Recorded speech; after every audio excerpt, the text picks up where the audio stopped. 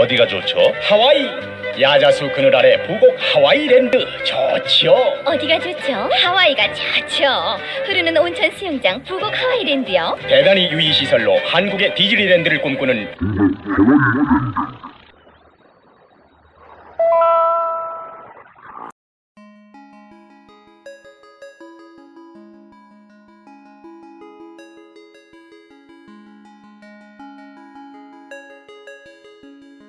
(1979년) 개장한 부곡 하와이는 8에서 90년대 한국 최고의 휴양지였습니다.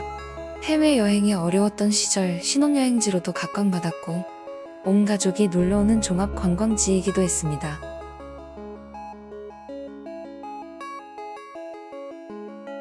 이 지옥의 길은 온갖 무서운 조각상으로 유명했는데 워터파크와 놀이기구, 식물원의 박물관까지 있었지만 지옥의 길만큼 강한 인상을 준 코너가 없었다고 합니다. 하지만 전반적인 시설의 노후화와 함께 더 재미있는 관광지가 많아지고 해외여행이 대중화되면서 2017년 폐업하였습니다.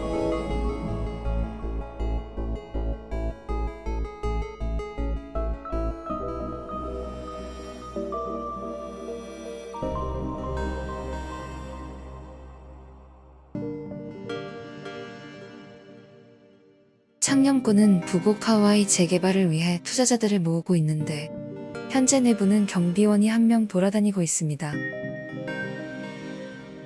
저 흑염소는 몇 년 전 언덕이님이 탐험하실 때는 줄에 묶여 있었는데 그 사이 승진했는지 이제 자유롭게 순찰을 돌고 있네요.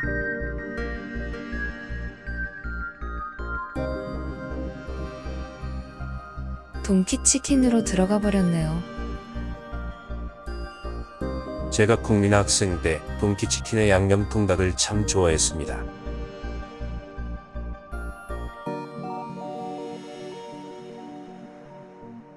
사람을 보면 달려드는 공격적인 동물들도 드론이 큰 소리와 바람을 일으켜서 그런지 당황하며 도망치는 경우가 많습니다. 물론 사냥하고 싶어 잡기 힘들겠죠.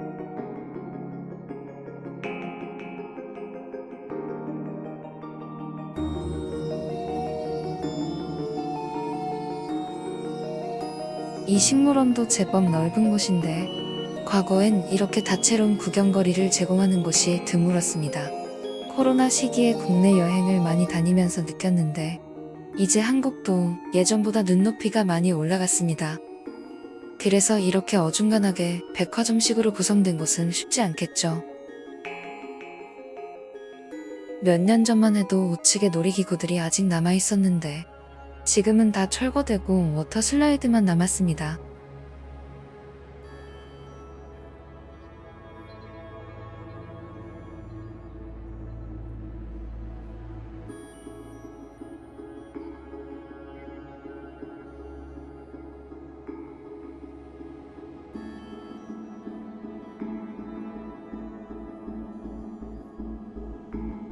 저는 어릴 때 잠실의 롯데 스위밍을 많이 갔었는데 거기도 2008년 폐장하고 지금은 사라졌습니다.